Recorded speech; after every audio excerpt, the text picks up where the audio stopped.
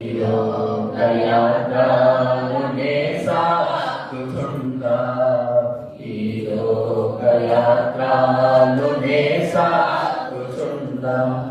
ప్రార్థన చేసుకున్నా. పరలోకమందున్న ప్రియమైన తండ్రి, యేసు క్రీస్తు ప్రభు నామమున మీకు కృతజ్ఞతాస్తుతులు చెల్లిస్తా ఉన్నా. ఈరోజు ప్రభువా మీ పాసంతులు చేరున్నా ఆత్మతో సత్యంతో ఆరాధించాలని ఆజ్ఞ మేరకు వాక్యం బట్టి మేము ఆరాధించడం, ఒకవేళ ఆరాధించలేకపోయినామేమో క్షమించండి ప్రభా. పనులు యోగ్యంగా చేయడానికి మాకు ఇచ్చిన తరుణాలు ఉపయోగించుకొని ప్రభా సరి చేయబడి బలలో యోగ్యంగా చేయడానికి కృపను చూపించవలసిన చేస్తుంటున్నాం. కనికరించండి ప్రభా. మరి ప్రజల చెవి గ్రహించగల మనసు దయచేయండి, కనికరించండి. మీ చిత్తాన్ని నెరవేర్చండి ప్రభా. కృతజ్ఞతాపూర్వకంగా మీకు స్తుతి ఘనత మహిమ ప్రభావాలు చేస్తాం.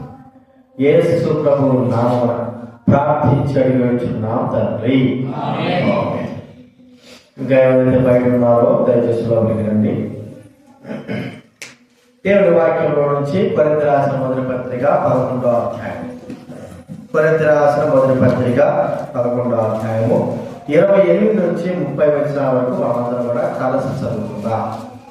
కొరింథీ రాసిన మొదటి పత్రిక ఈ 11వ అధ్యాయము బైబిల్ వెనక నుంచి 153. 11వ అధ్యాయము 28 నుంచి 30 వచనాల వరకు మనం అందరం కూడా కలిసి చదువుకుందాం. కాబట్టి ప్రతి మనుషుడు తను తాను పరీక్షించుకోవడం అలాగే చేసి ఆ మాత్రం ప్రాణంలో ప్రభువు శరీరమై లేచెప్పుగా శిక్షకుడు కలుగుడికి రావుతున్నాడు. ఇందువల్లనే మీలో అనేకులు రోగులను రోగులైనారు, చాలా మంది నిద్రించుతున్నారు. ఉపయోగం జరుగుతున్నా అయితే మనమే విమర్శించుకునే తీర్పు పొందగా పోదుము. అలాగే ఆదికాండం 23వ అధ్యాయం. ఆదికాండం 23వ అధ్యాయం దేవుని వాక్యంలో ఉంది. బైబిల్ ముందు భాగం తీయాలి. బైబిల్ ముందు భాగం నుంచి 16 పేజీ. బైబిల్ ముందు నుంచి 16. 23వ అధ్యాయంలో 6వ వచనం మనం అందరం కూడా కలిసి చదువుకున్నాం. ఆదికాండం 23వ అధ్యాయం బైబిల్ ముందు నుంచి 16వ పేజీ. 23వ అధ్యాయం 6వ వచనం 5-6 కలిసి ఉన్నాయి, చదువుకుందాం. హేతు కుమారుడు అయ్యా, నీవు మా మాట విను. నీవు మా మధ్యలో మహారాజులై ఉన్నావు. మా శ్మశాన భూములలో అతి శ్రేష్టమైన దాని మృతి పొందిన నీ భార్య బాధ పెట్టుము. నీవు మృతి పొందిన నీ భార్య బాధ పెట్టినట్లు మాలో తన శ్మశాన భూమి ఇయ్యనల్లని వాడు ఎవడోడని అబ్రహాముకు ఉత్తరమిచ్చేది. ప్రతి మనుష్యుడు తన పరీక్షించుకోవాలి.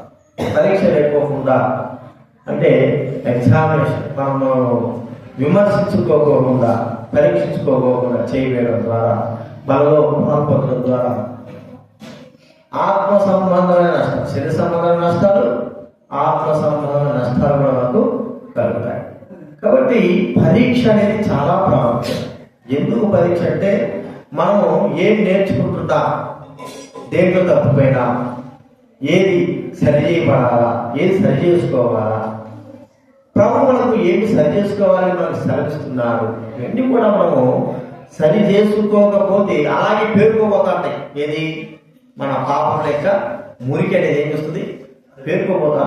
మనలో మనము శరీరంలో కడుక్కునేటప్పుడు అంతా సహాయం చేస్తా ఉంటాం.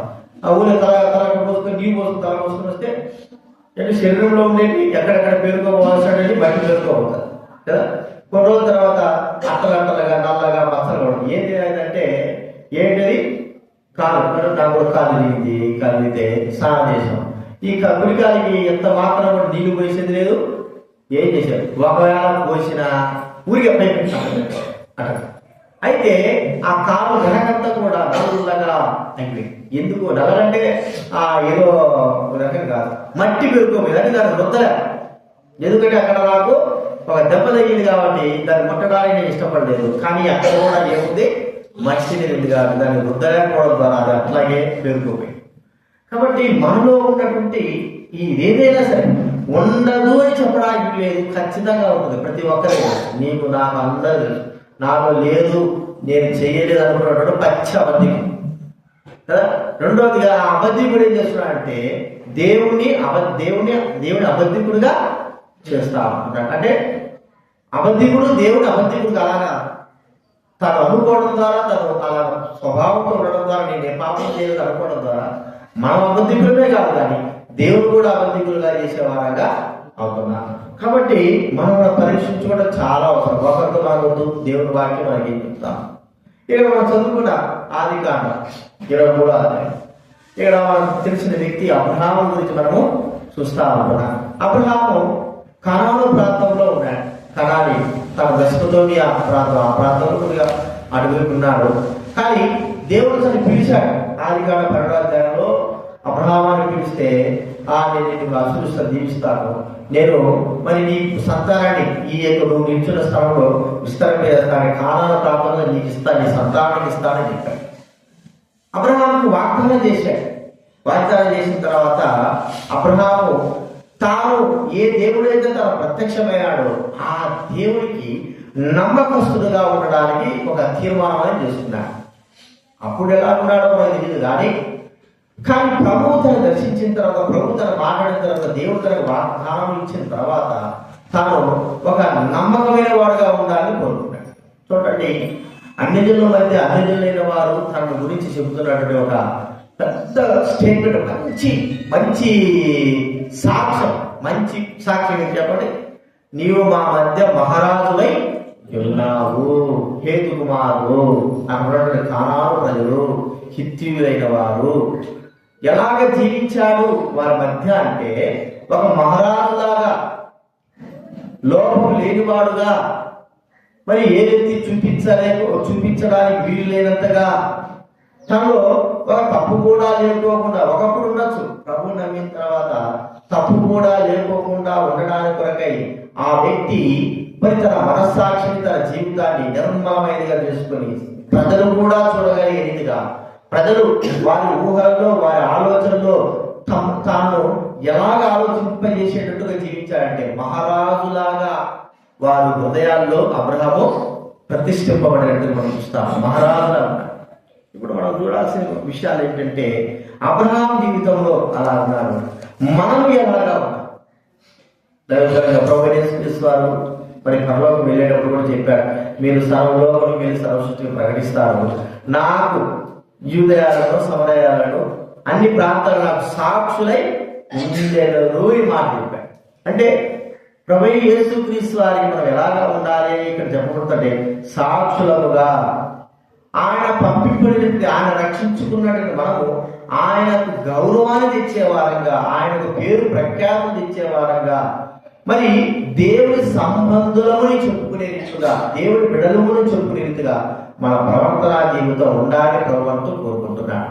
సరే, అబ్రహాం ఎలా జీవించాడు, మరి అలా బైబిల్ గ్రంథంలో మనం చూస్తా ఉంటే, అబ్రహాము ఇక్కడ మనం చూసుకున్నది 23వ అధ్యాయంలో, నీవు మా మధ్య మహారాజువై ఉన్నావు. మహారాజు, రాజు యొక్క ప్రవర్తన కలిగిన వాడుగా, రాజు ఎలాగా ప్రవర్తన కలిగి ఉంటాడు, ఎలాంటి స్థితి కలిగిన వాడుగా ఉంటాడు, ఒక ఉన్నతమైన వ్యక్తి ఎలాగ జీవించాలి అంటే, రాజు అందరికీ ఒక మార్గదర్శకమైన వ్యక్తిగా, ఒకవేళ తాను చాలా మంది రాజులు ఉన్నారు, వారు ఎలాగ జీవించారంటే ప్రజలకు తన జీవితం మార్గదర్శకంగా లేదు. అరే, ఇలాంటి రాజేంద్ర ఇలా ఉన్నాడు, ప్రజలు పీల్చుకు తింటున్నాడు, ప్రజలు బాధపడి తింటున్నాడు, ప్రజల యొక్క కష్టాలు కానీ బాధ కానీ ఏమి ఆలోచన లేదు, మరి తానేమో సుఖంగా ఉంటున్నాడు, మరి మనల్నేమో బాధపడతా ఉంటున్నాడు. చూడండి, రాజు యొక్క స్థితిగతులు ఏంటంటే, ప్రజల విషయాల్లో, ప్రజల హృదయాల్లో తాను మంచి ముద్ర వేసుకునేవాడుగా ఉండాలి. మంచి ముద్ర జీవించింది. ఒక్కరోజు కూడా 8 రోజులు రాజ్య పరిపాలన చేసిన, ఒక్కరోజు రాజ్య పరిపాలన చేసిన పరిపాలనలో ఎలాగ ఉండాలంటే మంచితనం. కదండి, బైబిల్ కంటే ఒక జన్మదినం కంటే మనదనే వేడు. మరి మంచి, చూడండి ఒక మాట ఉంది, సామెతల గ్రంథం 22వ అధ్యాయంలో ఒక మాట ఇస్తే,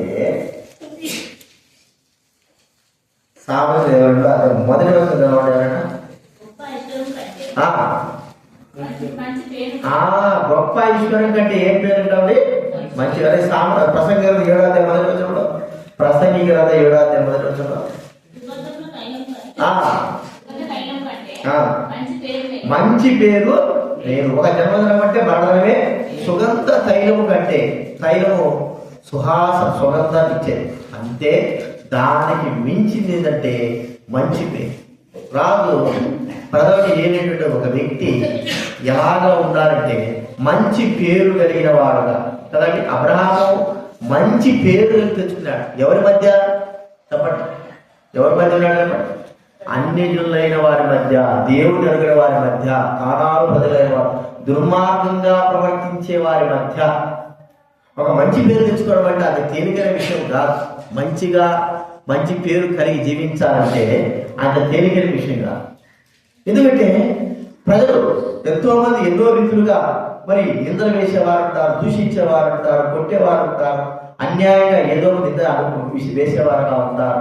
వారి మధ్య మనము దేవుడి కొరకే మంచిగా ప్రవర్తించడం అనేది చాలా కష్టం. మరి మనము లోకాలు ఏమంటారంటే ఎట్లుంటారంటే ఈ దినాల్లో మంచితనం అది అంతేనా ఎక్కడ ఈ దినాల్లో మంచితనం పనిచేసే చెడుగా నడిస్తేనే, ఈ దినాల్లో మోసంగా ఉంటేనే, ఈ దినాల్లో మరి దుర్మార్గంగా నడిస్తేనే మనం బ్రతకగలము.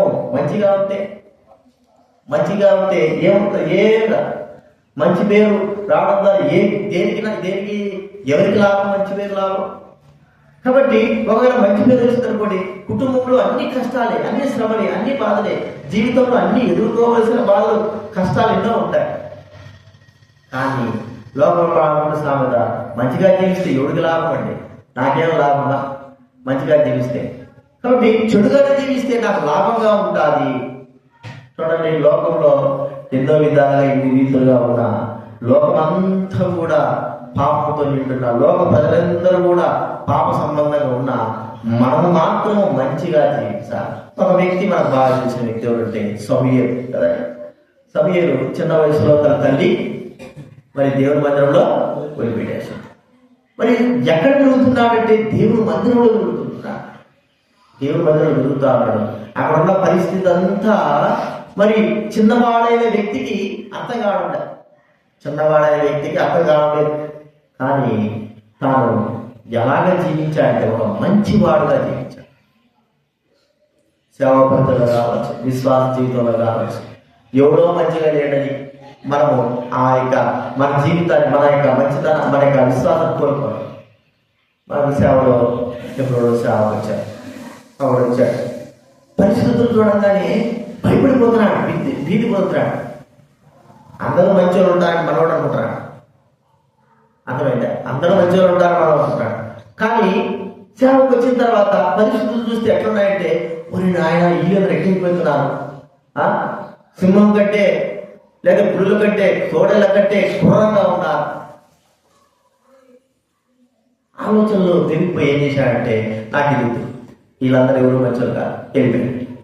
అట్ట ఎంతమంది వెళ్ళిపోయారో అర్థమైపోయాడు. అయితే మనం ఎక్కడ వచ్చినాడు, ఏ ప్రాంతం వచ్చినాడు, ఎక్కడ ఉన్నా కూడా మన మంచితనము ప్రాముఖ్యం.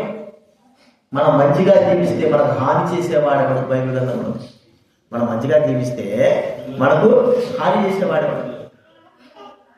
విధానాల్లో మనం నేర్చుకోవాల్సింది, మనం చేయాల్సింది ఏంటంటే మంచితనము మనము ఎంతమంది ఉన్నా, ఎక్కడున్నా, ఎలా ఉన్నా ఒక మంచితనం అనే ఆ వ్యక్తి చాలా మంచివాడు. మరి ఎన్ని పరిస్థితులున్నా, మనుషులు ఎట్లున్నా, సమూయేలు తను దేవుడి సేవా పరిచయం చేస్తూ ఎలా ఉన్నాడంటే, ఏలి కుమారుడు దుర్మార్గం ఉన్నారు, ఏలి కూడా ఏం చెప్పలేని వాడుగా ఉన్నాడు, పరిచయం చేయించుకుంటున్నాడు. మరి ఇంత దుర్మార్గమైన పరిస్థితుల్లో కూడా సమూయేలు తన మంచివాడుగా, ప్రజలలో మంచితనం కలిగిన వాడుగా జీవించినాడు. మరి తాను కూడా అనుకునేయచ్చు, మరి ఇంత దుర్మార్గం మధ్య నేనెందుకు ఉండేది, నేను కూడా వెళ్ళిపోవచ్చు కదా. ప్రియమైన వారా, మనం ఉండేదే పాపాత్మల మధ్య కదండి. ఎక్కడి నుంచి పోయినా కూడా, ఎక్కడ పోయినా పాపాత్మమే. మనం అందరినీ పెద్ద పరిశుద్ధులు మనం కిరీటం పెట్టుకోవాల్సిన అవసరంలే. అర్థమైందా? కేవలం రక్షింపబడ్డాం కానీ ఏముండదు మనలో. పాప సంబంధమైన అంటే అర్థం ఏంటి? స్వభావ లక్షణాలు అవి గిలితే కదా. అర్థమైందా? ఇప్పుడు ఉన్నాయి, మేడి పండు ఉంది, అంజూరం పండు ఉంది, 2 తీసుకొచ్చినాం, ఒక 5-6 తీసుకొచ్చేసినాం. మేడి పండు ఒకటే పెట్టాం, 5-6 అంజూరం పండు పెట్టాం. అన్ని కలర్ ఒకేలాగా ఉంటాయి, సైజు ఒకలాగే ఉంటుంది, అన్ని ఒకలాగే ఉంటాయి. ఇవన్నీ కనిపించాడు బిడ్డ. మనం చూస్తే మేడి పండు తీసుకొని మరి అంజూరం పండు అనుకుని మేడి పండు తీసుకుని తిన్నాకు, మరి ఇది అంజూరం పండు కాదే మేడి పండే అంటే గుర్తించలేకపోక. అది ఎప్పుడైతే దాన్ని చీలుస్తామో మేడి పండును అప్పుడు పడతా దాని యొక్క స్వభావ లక్షణాలు. అంటే అది ఉండాలి కదా అని మనము ఈ మేడి పండ్లన్నీ ఉండాలి, ఒక్క మేడి పండు ఉంది కదా అని అంజూరు పండ్లని తినకుండా ఉంటావా?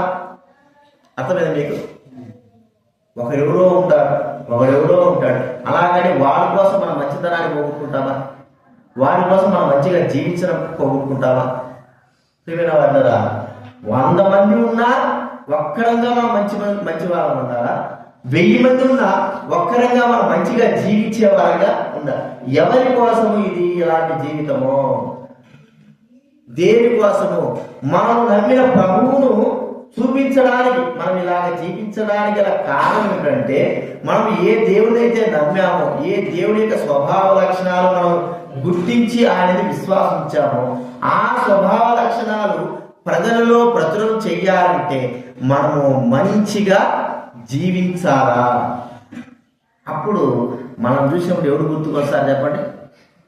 ఎవరు గుర్తుకొస్తారు?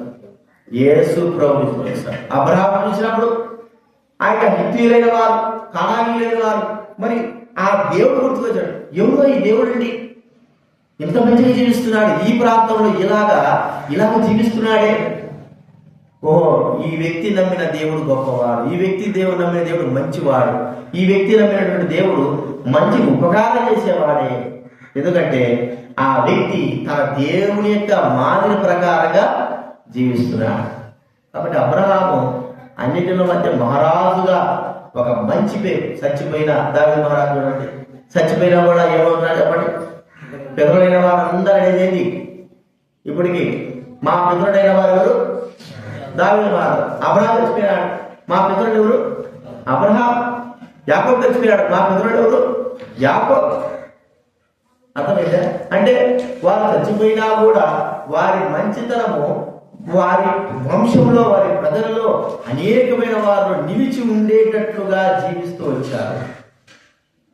కాబట్టి ప్రేమ వాళ్ళ మంచిగా జీవించాలి. సంఘంలో కానీ, బయట కానీ, ఇంట్లో కానీ, మరి ఇరుగు పొరుగు వారి మధ్య కానీ, ఎక్కడైనా సరే మన మంచితనం.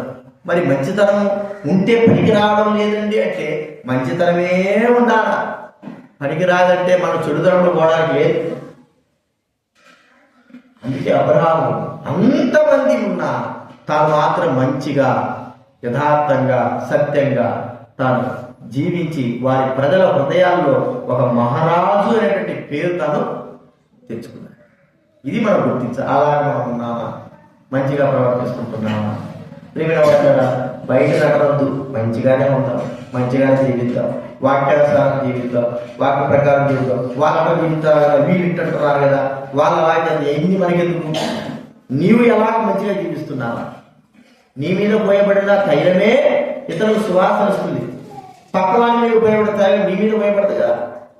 నీవు సువాసన వస్తే నీ మీద పడితే, బురద పడితే నీ మీద పడినప్పుడు నీ దగ్గర నుంచే వస్తుంది. సువాసనైనా బురదవాసనైనా మంచిగా మనం జీవించగలిగితే జీవితాంతం కూడా మనం చనిపోయినా సరే మన పేరు కాదు కానీ మన ప్రవర్తన జీవితాన్ని గుర్తుపెట్టుకొని జీవించేటట్టు మనము ఉండాలి. ఇది మొట్టమొదటి మనం చూస్తుంటున్నాం. అబ్రహాం జీవితంలో మహారాజులాగా జీవించాలంటే అర్థమేంటి? ఒక మంచి వ్యక్తిగా జీవించాలి. రెండోదిగా మనం చూస్తూ ఉంటే అబ్రహాం జీవితంలో వాళ్ళు గమనించింది ఏంటంటే అబ్రహాము గొడవలకి దూరంగా ఉండేవారు. అర్థమైందా? ఆదికాండం 13వ అధ్యాయం మనం గమనిస్తే అక్కడ లోతు పశువుల కాపర్లకి, వారికి పశువుల కాపర్లకి ఏమొచ్చింది కాబట్టి గొడవలు వచ్చినాయి. లోతు పశువుల కాపర్లకి, తన పశువుల కాపర్లకి గొడవ. చూడండి ఇక్కడ 6వ వచనం నుంచి, ఆదికాండం 13వ 6వ వచనం నుంచి, వారు కలిసి నివసించుటకు ఆ ప్రదేశం చాలకపోయింది. ఎందుకనగా వారి ఆస్తి వారు కలిసి నివసించలేనంత విస్తారమైన. అప్పుడు అబ్రాహాము పశువుల కాపరులను, లోతు పశువుల కాపరులను కనుక్కుంటాడు. ఆ కాలంలో కనానీయులు పెరిజీలు ఆ దేశంలో కాపురం ఉండేది. కాబట్టి అబ్రాహాము మనము బంధువుల కనుక నాకు నీకు నా పశువుల కాపురం నీ పశువుల కాపురంలో కలహం ఉండకూడదు కదండి. గొడవ పడతా అంటే ఏం గొడవ పడితే తప్పే ఉంది, సంతోషిందాయనే కదా. పశువులకి అనుకోవచ్చు, పశువుల కాపర్లకి వాళ్ళ పశువుల కాపర్లకి, ఎందుకంటే విస్తారమైనటువంటి పశువులు ఉన్నాయి అక్కడ. అంటే ఆ పనులందరూ ఒకటే రీతిగా ఉండరు కదా. తమ యజమాని మేలు చేయాలనుకుంటాడు. నా యజమాని దగ్గరికి మా దగ్గర తీసుకొచ్చిన నీ పశువులు త్వరే అంటే వాడేమంటాడు, మా దగ్గర తీసుకొచ్చిన త్వరే వీళ్ళు కొట్టాడుకుంటున్నా. పశువుల కాపరు కొట్టాడుకుంటున్నా. అది ఎక్కడి వరకు వస్తుంది చెప్పండి, అర్థమైంది? యజమానుల దగ్గరకు వస్తుంది. మన కూడా పిల్లలు కొట్టాడుతారు. పిల్లలు కొట్టాడుతుంటే ఏం చేస్తాం చెప్పండి? పెద్దల దగ్గర పోయి మనం ఆలోచించాం, పిల్లలు కొట్టాడుకుంటా అంటారు. అసలు మనకి జ్ఞానం ఉంటేగా మన గొడవలకి ఇక పరిగెత్తాంటారు. ఎప్పుడప్పుడు గుర్రం పరిగెత్తిన గుర్రం రెడీ ఉంటాం గొడవలకి. పిల్లలు కొట్టడం వాళ్ళు కొట్టాడు, వాళ్ళ మనసు మనకు రాదు, కొట్టాడతారు. మళ్ళీ వెంటనే ఏమవుతారు, ఒకటే అవుతారు. అది పిల్లల యొక్క స్వభావం. గొడవలు అంటే వాళ్ళకి తెలియకుండా జరుగుతుంటున్నాయి, మనకు తెలిసి జరుగుతుంటున్నాయి. అబ్రహాము ఆలోచించాడు, మాకు ఎదురకాయ గొడవలు, నువ్వు అటబో నేను పోతా, నీ ఇష్టం. ఇది ఎందుకు ఈ మాట ఇక్కడ చెప్తున్నావంటే దాని పైన ఒక చక్కని మాట చూడండి. 7వ చదవండి. పశువుల కాపరులకు కలహం పుట్టెను. ఆ కాలమందు కనానీయులు పెరిజీలు ఆ దేశంలో కాపురం ఉండేది. చాలు ఆ మాట మనకు రా. ఆ కాలం మంది ఏమున్నారు చెప్పండి? ఎవరు ఉన్నారు? అన్ని ఎదురైనవా, దేవుని ఎదురైనవా, వారి మధ్య కొట్టాడుకుంటేటట్టుంటారు, వారి మధ్య గొడవ పడతాంటట్టుంటారు. కాబట్టి ఏం చేశాడంటే చాలా తెలివిగా అబ్రహాము, నువ్వు అనుభవం ఆయన నేను పోతాను అంటే గొడవలకు తాను ఎట్లుంటాడు చెప్పండి, దూరంగా ఉండేవాడు. అబ్రహాము వల్ల ఫిలిస్తీయులు కూడా వచ్చి తన యొక్క మరి బావులను కూడా పూడ్చివేయాలన్న సమయం వచ్చినప్పుడు చూడండి, ఆది కాలంలో మనం గుర్తిస్తే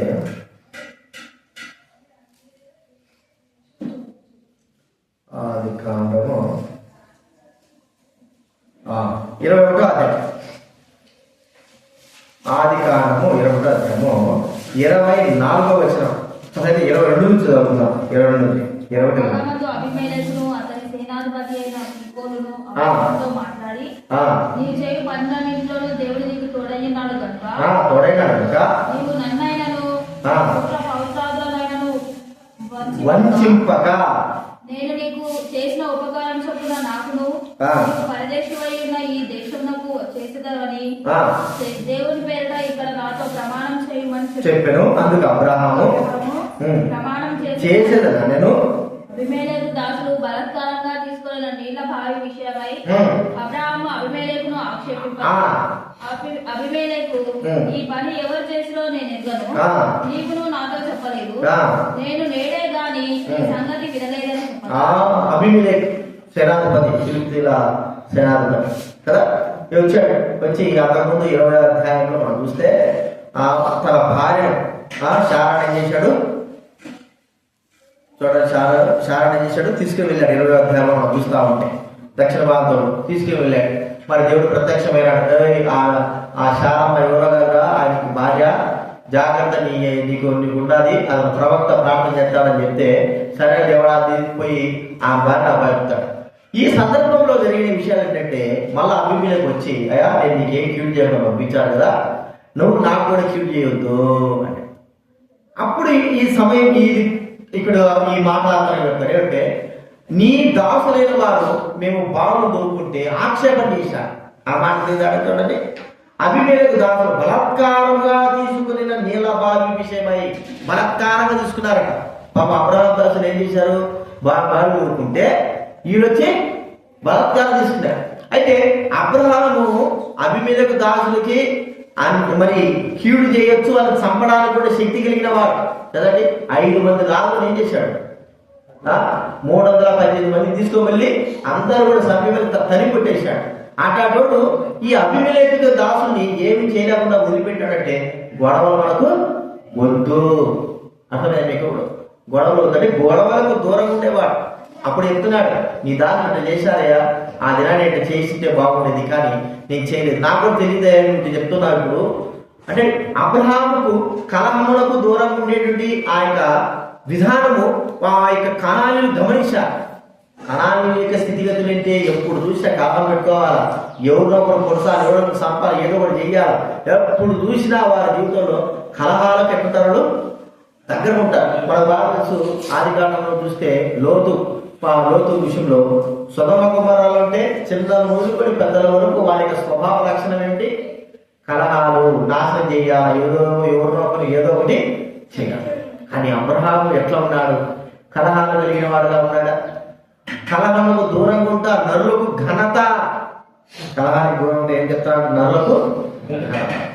కాబట్టి అబ్రహాముకు ఇశ్రాయేల్ ఆ యొక్క అన్ని జనుల మధ్య అంత ఘనత, మహారాజుగా ఉన్నాడు. అర్థం ఏంటంటే కలహాలకు ఏమేమన్నాడు, మన కొంతమంది అంటే కలహం అంటే సార్ కాలు దూరుతారు. చాలా మంది ఉన్నారు సంఘాల్లో. కలహం అంటే సార్ కొద్దిగా క్లూ దొరికిందంటే సార్ ఇక గొడవలే కలహాలే కలహాలు. ప్రియమైన వాళ్ళు ఏముంటారు, ఆ కలహాల ద్వారా ఏమొస్తుంది, నాశనం. దేవుడి నామము అపకీర్తి పాలవడం, మనకు చెడ్డ పేరు రావడం, సిగ్గు శరం లేకుండా మనం జీవించడం కదండి. ఒకవేళ మనం అంటాడు, నేను ఎంత బతికినాను, నన్ను అవమానం పట్టించినావు. కొంతమంది ఆ బాధ దొంగలు చచ్చిపోతారు. మనం అట్టగాదు, అర్థమైందా, మన సావం అన్న ఏం చేస్తాడు, కలహాలు చేస్తాం. సిగ్గుండి మరి ఇంత సిగ్గు లేకుండా ఎంత కలహాలు పడుతున్నారు, పట్టాడుకుంటారు, అనేది ఆ బట్టలు చెప్పుకుంటున్నారు. అది దేవుడి సుధా అంటే మనకు సిగ్గుంటే ఏమవుతాం, ఇంత జరిగింది కదా, నా దేవుడికి అవమానం జరిగింది, చా ఈ జీవితం అట్లా సావాలా అనుకున్నాం. లోకస్తులు అయితే ఏమంటారు చెప్పండి, ఏమంటే రామదాసన్నా లోకస్తులు ఏమంటారు, కలుగుసుకుని ఎదురవుతారా చెప్పు, యాడికాడు చెప్పు, యోగి బాడీ ప్రెజెంట్ మైండ్ ఆబ్జెక్ట్. లోకస్తులు ఏం చేస్తారు చెప్పండి, ఒక్కసారి గొడవ జరిగి ఊళ్ళో అవమానం జరిగింది అనుకో, ఇంకా చాయి బతికేద్దరా ఇద్దరు బతుకు అని అనుకున్నా. అంటే మాన మర్యాద జీవితం మాకు ఏమి లేవు, గొడవ పట్టి ఇంకా ఎక్కువ గొడవలే, ఎక్కడ చూసినా కొట్టుకోవడాలు, చిక్కుకోవడాలు చెప్పడానికి లేదు. కారణం ఏంటి, అందుకే మన ద్వారా దేవుని నామం ఏమవుతుంది. మరి ఈ అబ్రహాము ఆ ప్రాంతంలో ఉండి కూడా ఒక కలహాలు లేకుండా, కలహాలకు కారణము మరి చేసుకుని కూడా కలహాలు చేయొచ్చు. అబ్రహాం అంత శక్తి కలిగిన వాడే.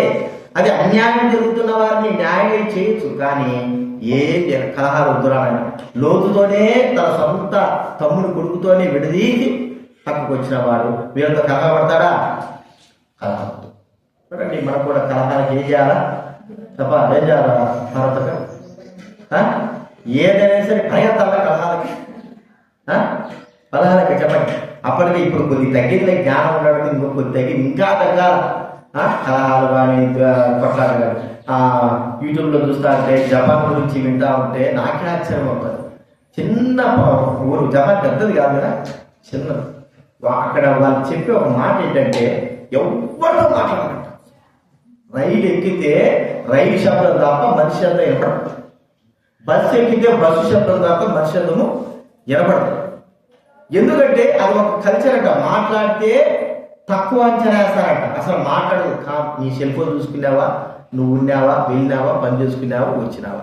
అయితే మనకు రోజుకు ఒక్కసారైనా మాట్లాడుకోవాలి, గొడవ పడక కనీసం వాళ్ళు ఒక్కసారైనా సరే గొడవ పడకపోతే మన మనశ్శాంతి ఏం చేస్తాం, కోల్పోయినట్టే. అర్థమైందా? అట్లాంటి మధ్య ఉంటే ఎట్లా, అట్లా వాళ్ళు అలోనుగా ఉండి వాళ్ళ జీవితంలో ఎంత అంటే అది కూడా నష్టమే.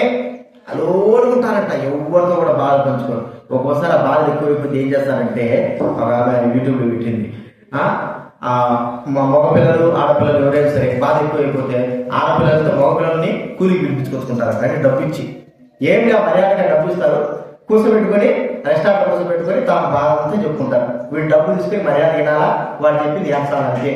ఎవరులే మగలు కాదు, మగోళ్ళు ఆడవాళ్ళు మగవాళ్ళు.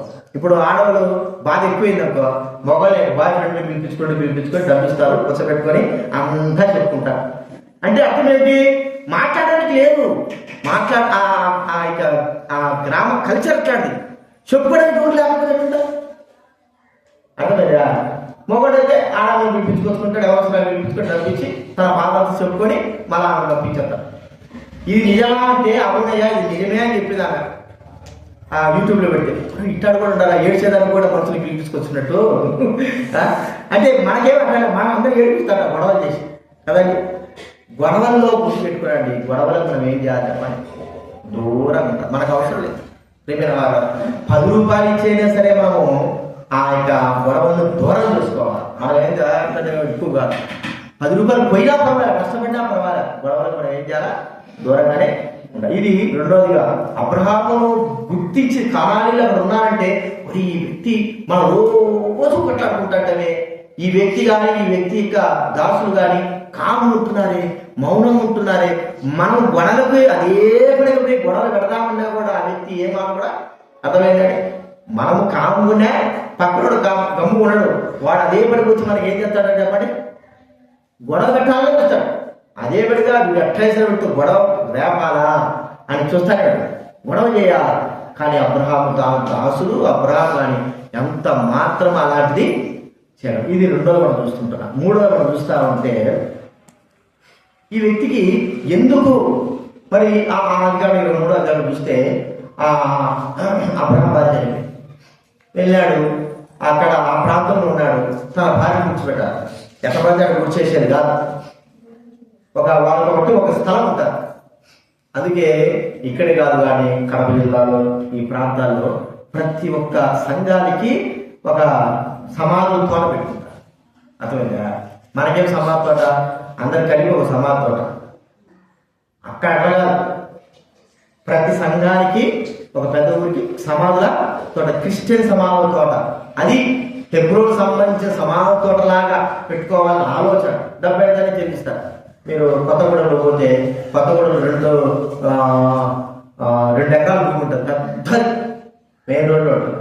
ముందే మందిరం ఉంటుంది, ఇది ఆవరణ ఉంటుంది, దాని తర్వాత మందిరం ఉంటుంది, దాని తర్వాత సేవ ఉంటుంది, దాని తర్వాత 1 ఎకరా అంతా కూడా సమాధి తోట. అంతా ప్రాణంలోనే సమాధి తోట. ఎవరైతే బేతని అక్కడ బేతని కొత్తగూడెం ఎవరైతే చచ్చిపోయారు అనుకో తీసుకుపోయారు కూర్చోడమే.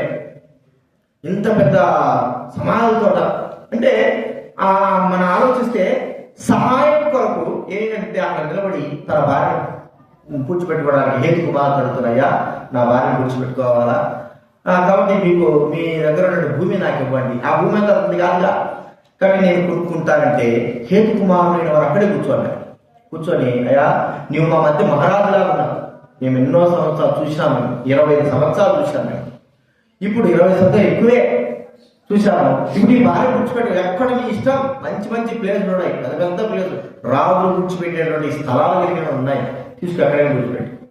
అయితే డబ్బు లేకుండా నేను డబ్బు చెల్లించే తీసుకున్నా. చూడండి, అడిగిన వెంటనే ప్రజలైన వారు ఎంత సహాయం చేస్తున్నారు అర్థమైంది మీకు. అడిగిన వెంటనే ఎందుకు? తన యొక్క మంచితనము, తాను ప్రజల మధ్య ఎలాగ జీవిస్తున్నాడు, దేవుని కుమారుగా కుమార్తెగా దేవుని సంబంధి అయిన వ్యక్తిగా జీవిస్తామన్నాడు. మనం 1 రూపాయి అడిగిన పక్కన వాళ్ళని ఏ చెప్పండి ఇస్తారా? నమ్మకంతో ఇస్తారా? నమ్మకం కలిగి చెప్పండి ఇస్తావా? అసలు మన వ్యూమో అంటే ఒకసారి ఫస్ట్ సార్ అంటే నేను మోసపోయి ఎంతో మందికి ఇచ్చిన ఏం చెప్తాం, ఇంకా అడిగేది పెట్టేది ఏదైనా ఇచ్చిన తర్వాత నాకు ఒక్కోసారి జ్ఞాపకం రాదు. మనం ఒక ఆయనకి ఇచ్చిన 1000 రూపాయలు 10 ఇచ్చిన, అన్న నేను వచ్చేవారం 1000 రూపాయలు ఇచ్చిన, అన్న వచ్చేవారం 500 ఖర్చులు ఉంటాయి, ఏది చెప్తున్నా అంటే నువ్వు నాకు 1000 రూపాయలు ఇచ్చిన, నేను ఇప్పుడు ఇచ్చినా అంటే అట్లనే మర్చిపోయినా వదిలేండి నేను అంటాడు. ఊరిని ఇచ్చింది కూడా ఏముంటుంది అర్థం ఇవ్వడం అంటే ఒక వ్యక్తి అడిగిన వెంటనే మనం ఎప్పుడైనా గుర్తుపెట్టుకోవాలి. అంటే కొంతమంది ఉంటారు, దుర్మార్గులు ఉంటారు, అది వేరు, దుర్మార్గులు ఉంటారు. మనం అడిగిన వెంటనే నాకు సహాయం కావాలా అన్న వెంటనే మనం సహాయం చేయగలిగేటట్టుగా మనం జీవించాలి. అర్థమైందండి? ఇప్పుడు మనకి సహాయం కావాలా అంటేనే మనం ఏం చేయాలా, ఆ వ్యక్తి తీసుకో నీకంటేనా అనేటువంటి అలాగ జీవించాలి. అది ఎట్లా సాధ్యమవుతుంది? మనము ఇతరులకు ఎప్పుడైతే సహాయం చేస్తుంటామో ఖచ్చితంగా దేవుడు అన్ని విధాలుగా మనకి ఇతరుల ద్వారా సహాయం చేయబడతారు. ఇప్పుడు చూడండి, అబ్రహాం అడిగిన వెంటనే వాళ్ళు ఆ భూమి మంచి శ్రేష్టమైనది చేసినారు. మంచిది తీసుకోపో, ఎంత 400 వెండి తులాలు అంటే, సరే డబ్బు ఇచ్చే, డబ్బు ప్రాముఖ్యం కాదు, అడిగిన వెంటనే ఆ భూమిని సమాధుల కొరకు ఇవ్వడం అనేది మనం చూస్తుంటున్నాం. ఒక వ్యక్తి ఉన్నాడు, ఆహాబు అనేటువంటి రాజు కదా. ఆ మొదటి రాజు 21వ అధ్యాయంలో ఏం చేశాడు ఆహాబు రాజు అనేవాడు? మరి అక్కడ తన కోట కానుకొని తన కోటను చూడండి. ఒక మాట, మొదటి రాజు 21వ అధ్యాయం, మొదటి రాజు 21వ అధ్యాయం. నాబూతు అనే వ్యక్తి ఈ సంగతులు 21వ మొదలు వచ్చింది. ఈ సంగతులైన తర్వాత యెజ్రెయేలులో షోమ్రోను రాజు ఆహాబు నగరును అనుకుని యెజ్రెయేలు వాడైన నాబోతుకు ఒక ద్రాక్ష తోట కలిగి ఉండగా ఆహాబు నాబోతుని పిలిపించి, నీ ద్రాక్ష తోట నా నగరును ఆనుకున్నది కనుక అది నాకు కూర తోటకిమ్ము, దానికి ప్రతిగా దానికంటే మంచి ద్రాక్ష తోట నీకు ఇచ్చదను, లేదా నీకు అనుకూలమైన ఎడల దాన్ని క్రయమునకిమ్మని అడిగారు. ఒక రాజు ఎవరిని అడిగాడు? సామాన్యమైనటువంటి వ్యక్తిని, ఇశ్రాయేలు వాడైనటువంటి నాబోతుని అడిగాడు. తాగినాడు. అడగంగానే రాజు అడగంగానే ఏం చెప్పాలి చెప్పండి? అయ్యా తీసుకోబోయా ఇది తీసుకోబో, ఇది నీకే కదా తీసుకో అంటే, ఒకవేళ ఆ తోట ఒక 50,000 ఇద్దరుకో 10 లక్షలు ఇస్తాడేమో, రాదు కాబట్టి. అర్థమైంది మీకు? వెంటనే తీసుకోబా రాజు. కానీ నా తోట నీకేమో, ఎంత ధైర్యం చెప్తాడు అమ్మాడు. అందుకు నాబోతు, నా పిత్రాజీతమును నీకు ఇచ్చుటకు నాకు ఎంత మాత్రమే వల్లబడదని చెప్పగా, మరి రాజు అడిగితే ఏడా? అర్థమైంది మీకు? రాజు అడిగితే ఏడా ఏంటి? మళ్ళీ ఇక్కడ ఈ అబ్రహాము రాజుడు కాదు, మాకు నా భార్యను బాధ పెట్టుకోవడానికి భూమిని ఇవ్వండి, నేను కొనుక్కుంటానంటే ఉచితంగా ఇస్తాను, తీసుకోమంటున్నారు.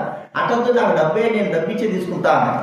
చూడండి, ఈ ఆహాబు ఎందుకు ఆ మాట అన్నాడు నాబోతు అంటే, ఆహాబు భయంకర దుర్మార్గుడు, పాపాత్ముడు.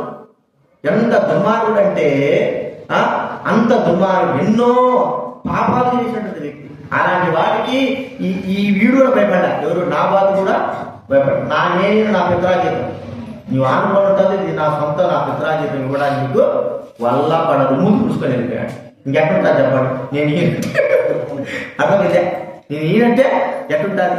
అదే నీ మంచితనంగా నువ్వు మంచిగా జీవించుంటే ఏమనుంటాడా? దావీదు మహారాజు మనం చూస్తాం. దావీదు మహారాజు ఏం చేశాడు? 2 సమూయేలు 24వ అధ్యాయంలో దేవుడు చెప్పాడు, నువ్వు పోయి అరవనా కాలంలో వెళ్ళు, అక్కడ ఆ పొలము అరవనా యొక్క పొలాన్ని నువ్వు కొనాలంటే రాజు ఏం చేశాడు? ఆ అరవనా కాలానికి వెళ్ళిపెట్టాడు. అప్పుడు అరవనా తన కుమారుతో పాటు మరి ఆ పంట చేస్తా ఉన్నాడు. వెంటనే రాజు చూడగానే దగ్గరకు వచ్చి రాజు సాష్టాంగ నమస్కారం చేస్తున్నాడు. దావీదు మహారాజు, అయ్యా ఎందుకు వచ్చినావు, ఏమి కారణం, దగ్గర రావడం కారణం అంటే, ఈ భూమి నేను కొనాలని వచ్చాను అని. అర్థమైంది?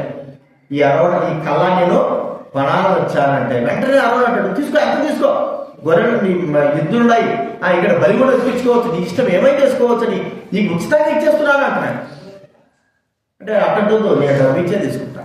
సరే, మాట చెప్పంగానే అరవణ తన కల్లాని, తన భూమిని ఇవ్వడానికి, దావీదుకి ఇవ్వడానికి గల కారణం ఏంటి?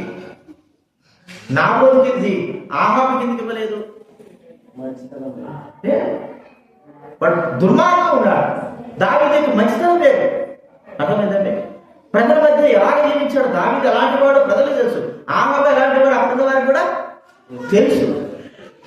ఇద్దరు అడిగారు, కానీ ఒక వ్యక్తి పొందలేదు, ఒక వ్యక్తి పొందాడు. ఒక వ్యక్తి అవమానం పొందాడు, ఒక వ్యక్తి అవమానము పొందలేదు, ఘనత పొందాడు. కారణం ఏమిటంటే, ఇతరులకు సహాయం, అంటే దేవుడికి సహాయం చేసేటువంటి, దేవుడికి సహాయం చేసేటువంటి గుణము కలిగిన వారు, బాధ పెట్టని వారు. దేవుడు సహాయం పొందాలంటే మనం కూడా ఏం చేయాలి చెప్పండి? ఏం చేయాలి?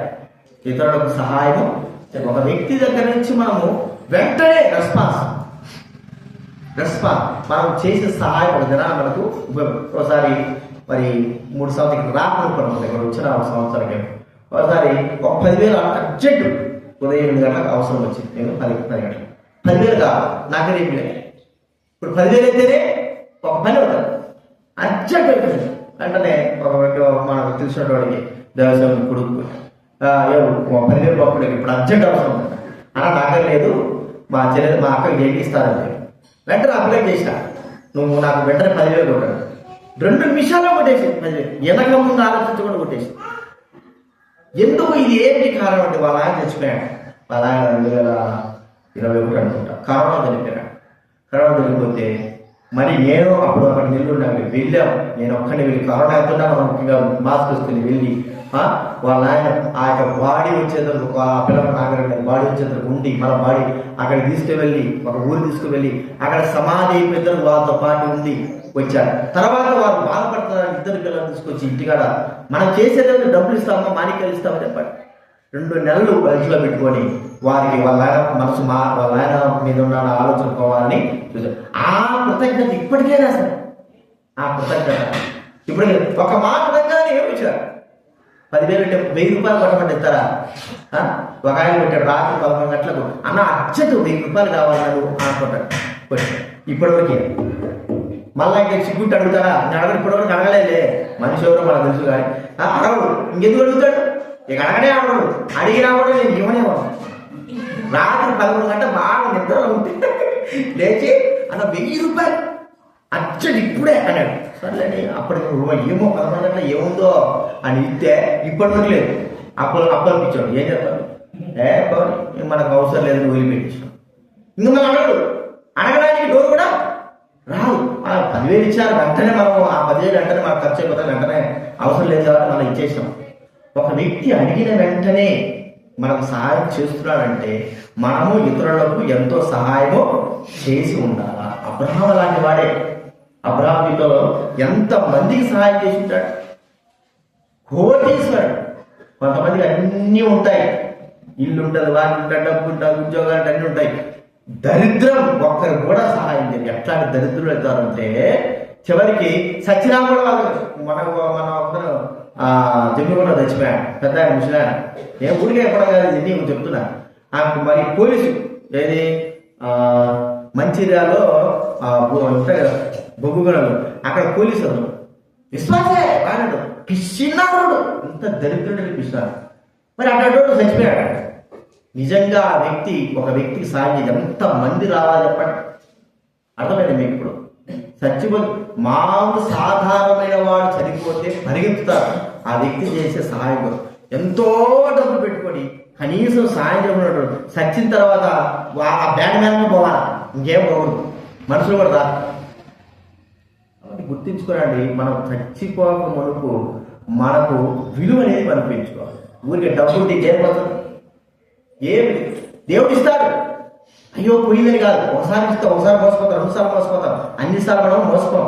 కానీ దేవునికి మనం ఉపయోగించే ప్రతిదీ, దేవుడి కొరకై చేసే ప్రతి సహాయము ఇక్కడ మనకేమవుతుంది చెప్పండి? మన జీవితానికి ఒక దినాన.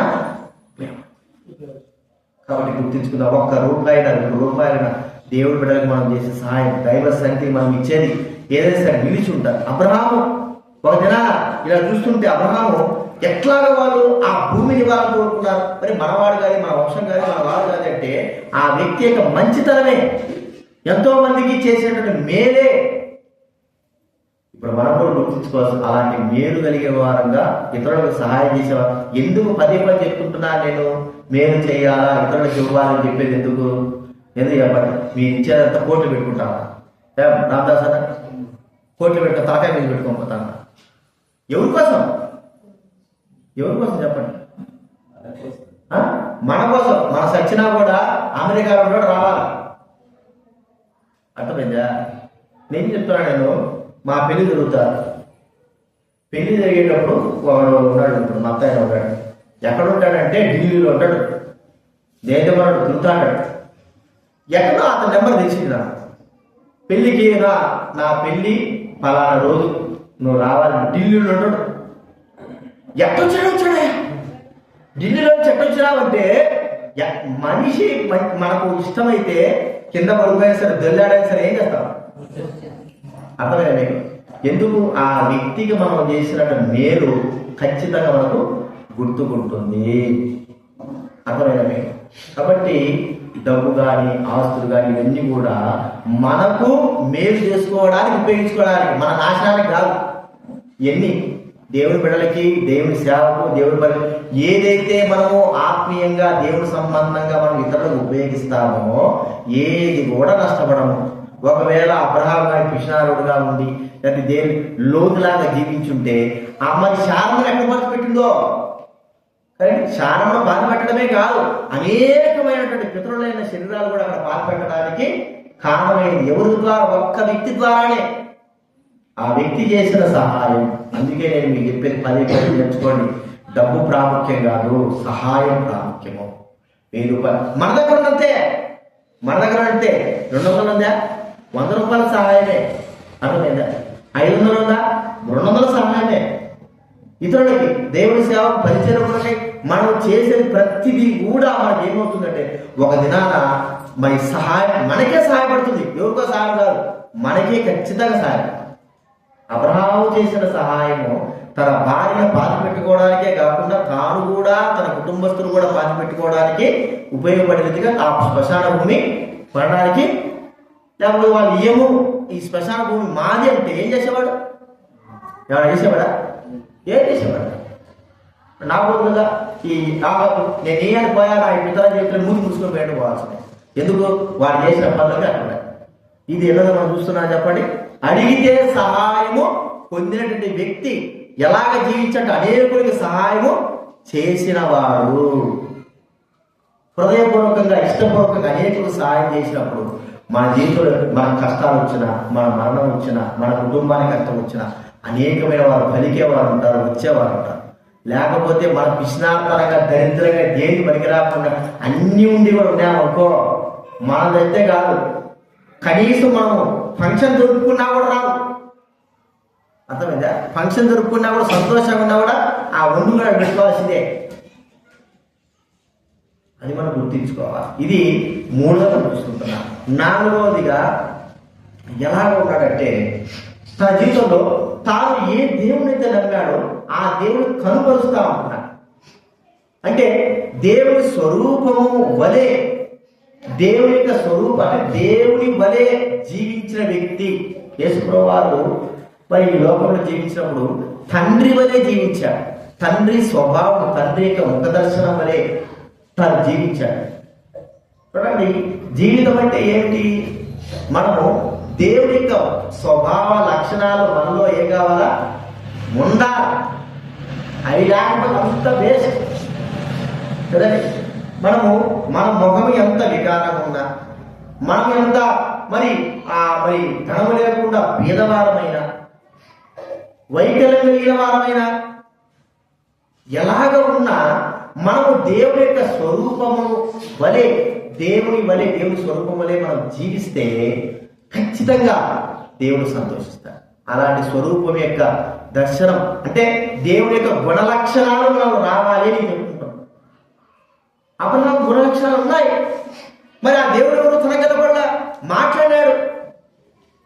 దేవుడు అన్నాడు, ప్రభువు 17వ అధ్యాయంలో, నా ఎదుట నువ్వు నిందారహితుడుగా జీవించు. అర్థమైందా? దేవుడు మరి ఆయన ఆదికాండం 19వ అధ్యాయంలో గమనిస్తే లోతు కొరకు వేడుకుంటా ఉంటే లోతు ఆ అబ్రహాము దేవుడు మధ్యలో ఆ ప్రార్థన చేస్తున్నాడు. చేసి ఏం చేశాడంటే దేవుడు అబ్రహాము విడిచి పరమునకు వెళ్ళలేని వాక్యములు రాయడు. అబ్రహాము దేవుని యొక్క గుణ లక్షణాలను కలిగిన వాడు. అనేకుల ఆ లక్షణాలు మనకు మాదిరికరంగా ఉంచినవాడు. మన లక్షణాలు ఏంటి? మన మొక్క చూస్తుంటే చాలు. అప్పుడప్పుడు అట్లా మా పిల్లలకి అట్టగా ఈ మొక్క చూస్తుంటే నా వస్తుంది. ఏం మొక్కం? దరిద్ర మొక్కం, పనికి బాగా మొక్కం. ఒక్కోసారి అట్లా అంటాం. అర్థమైందా? మొక్కం చూడాలి ఇష్టం లేదు. కొన్నిసార్లు కనబడతా ఉంటాయి ఆ మొక్కలలో గుణ లక్షణాలు. ఏం లక్షణాలు? కోపము, అసూయ, ద్వేషము, ఇంకేమో ఉంటాయి. మనకు తెలుసు కదా అవన్నీ. ఇంకేమిటి చెప్పండి? మత్సరము, ఇవన్నీ కూడా ఎక్కడ కనబడతాయి? ఎక్కడ కనబడతాయి చెప్పండి? ముఖం మీద కనబడతాయి. మీకు అర్థం ఉందా? కోపం వస్తే ముఖం మారిపోతుంది ఒక రకంగా. మీకు చూసుకోండి. అంటే మనకు అవసరం ఆ కోపం వచ్చినప్పుడు ముఖంలో లక్షణాలు మనకి మారిపోతాయి. అర్థమైందా? మత్సరంలో ఆ మత్సరం ఆ ముఖం చూస్తే తెలిసిపోతుంది. మరి వీడు ఏదో మనిషి మీద మత్సరం పెట్టుకుంటే వాడు లేకుండా. ద్వేషం, వాడు బాగుపడితే అసలు చూడలేదు. ద్వేషం ఎంత, ఇవన్నీ కూడా ఏ లక్షణాలు? దయ్యం లక్షణాలు. ఈ లక్షణాలలో ఉంటే మన ముఖం కూడా అలాగే మాట ఉంది. ఈ ముఖం అయితే దైవిక లక్షణాలు ఉన్నప్పుడు ఆ ముఖం యొక్క తేజస్సు వేరు, ఆ ముఖం యొక్క ప్రభావం వేరు. ఆ ముఖం చూడంగానే ప్రజల హృదయాల్లో ఎట్లుంటుందంటే అని ఇది దేవుడి యొక్క లక్షణం. కొంతమంది నమ్మలేరు, కొంతమంది ఎట్లుంటారంటే వెలుగుదూతలాగా ఆ దేవుడి ముఖంలానే ఉంటుంది మోసంతో. చాలా వరకు మోసం ఎంత నమ్మకంగా ఉన్నాడండి, వీడు నమ్మచ్చు అనుకున్నాడు, వీడైనా మోసం చేశాడయ్యా. అర్థమైందా? ఎంతమంది మోసపోయా మనం? మోసపోయా, చాలా మంది మోసపోయాడు. ఆయన నమ్మకూడదు అనుకుంటే వీడు బాగా ఉంటాడు, వీడు నమ్మచ్చు అంటాము. తర్వాత అంత నాశనం అయిపోయిన తర్వాత ఏం చేయాలి? వాడు ముఖం చూస్తే నమ్మబుద్ధి ఏంటి? ముఖం చూస్తే అంటే అలాంటి లక్షణాలు అదంతా పైకి స్వభావం. అది మనం చూస్తారంటే పెయింట్ కొట్టుకున్నట్టుగానే, అంటే అంటే పెయింట్ కొట్టుకుంటే ఇప్పుడు లేడీస్ ఉన్నారు బాగా నల్లగా ఉంటారు, పెళ్ళిళ్ళప్పుడు ఏం చేస్తారు చెప్పండి, మీరే చెప్పండి. పెయింట్ కొట్టి అది చేస్తారు. అది మా కడుక్కుని తర్వాత చూస్తారు మనిషి యొక్క నిజమైన లక్షణం. ఫోటోలో కూడా అట్లే ఉంటాయి. అది భౌతిక సంబంధంగా చెప్తున్నారు. ఆత్మీయంగా మన క్రియల ద్వారా ఏం చేస్తున్నామని మన క్రియల ద్వారా అది తెలుస్తుంది. కాబట్టి అబ్రహాము చచ్చిపోకముడుకు కూడా ఎలా ఉన్నాడంటే దేవుని యొక్క గుణలక్షణాలతో జీవిస్తూ ఉంటాడు. ఆ మధ్య వారన్న ఆ మాటనే అబ్రహాంలో దేవుడి లక్షణాలు ఉన్నాయి, లేకపోతే వారి హృదయాలు ఎలా తెలుస్తుంది, వారు ఎలాగ గ్రహిస్తారు, ఎలాగ చూడగలుగుతారు, ఆ వ్యక్తికి ఎలాగ అబ్రహాంకి ఎలాగ సహాయం చేయగలుగుతారు? ఎందుకంటే అబ్రహాం వారి మధ్య మహారాజులాగా దేవుని స్వరూపం, దేవుని లక్షణాలు కలిగిన వాడిలాగా జీవించారు. మన జీవితం ఎలా ఉంది? మన జీవితం ఒక్కసారి మనం గుర్తించుకున్నాం, మనం ఎలా ఉంటున్నాం? అబ్రహాం లాగా ఉండాలంటే మనము ఎంతో నష్టపడాలి. మరి నష్టపడకపోతే కుదరదు. నష్టపడుతున్నామంటే నష్టపడితేనే మనం ఏదైనా సరే చేయాలి. ప్రియమైన వాళ్ళ లోకంలో ఎంతో మంది ఉంటారు, మరి కలహాలు లేని వారు ఉంటారు. వారు ఉంటేనే మనం కలహం లేకుండా ఉంటున్నామని తెలుసుకుంది. వాళ్ళు లేకపోతే అర్థమైందండి. ఇప్పుడు ధర్మశాస్త్రం వచ్చిందంటే అర్థం ఏమిటి? పాపానికి శిక్ష ఉందని చెప్పింది ధర్మశాస్త్రం రాకపోతే ఇష్టం వచ్చిన చేసేవారు. అట్లాగనే లోకంలో దుర్మార్గులు ఉంటారు, పాపాలు ఉంటారు, గొడవ చేసేవాళ్ళు ఉంటారు, ఇలాగ సహాయం చేయకోకుండా ఉండేవాళ్ళు ఉంటారు. వాళ్ళందరూ ఉన్నారంటే అర్థం ఏంటంటే వాళ్ళలాగా జీవించాలని కాదు, కానాను ప్రాంతం వల్లే జీవించాలని కాదు, దేవుడి యొక్క వాక్య ప్రకారం, దేవుడి మాటల ప్రకారం జీవించడానికే మనల్ని అక్కడ ఉంచాడు. అంతేకాదు వాళ్ళ జీవించి వాళ్ళ కలిసిపోమని చెప్పడం కాదు. ప్రభు అన్నాడు, ఏం చేస్తా అంటున్నాడు, వేసుకెళ్తా అంటున్నాడు, వారు దుర్మార్గులు, వారు తేలిలాంటి వారు, పావు లాంటి వారు, వారిలాగా ఉండద్దు. వాళ్ళతో ప్రవర్తించడం కాదు. వాళ్ళ ప్రవర్తిస్తే వాళ్ళ ఉంటే మనకేమి కాదు. వాళ్ళకి వ్యతిరేకంగా వ్యతిరేకంగా వస్తుందా, దైవికంగా వాళ్ళు జీవిస్తే అదే వ్యతిరేకమైపోతుంది. ప్రభు పేరు పెట్టాడు, మీరు మరి ఆ యొక్క లోక సంబంధమైన వారి పట్ల నడుచుకోకపోవడం ద్వారా లోకం ద్వేషిస్తారు. ఈ మాట మనం చూసుకొని ముగించుకుందాం. మొదటి పేతురు రాసిన బైబిల్ చూడండి. మొదటి పేతురు 4వ అధ్యాయం 4వ వచనం చదవండి.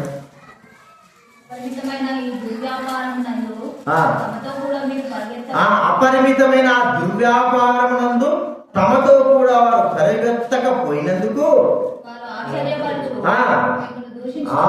ఆశ్చర్యపడి ఏం చేస్తారంటే ఒక వెంబడించు వాక్యపకారం చేయి.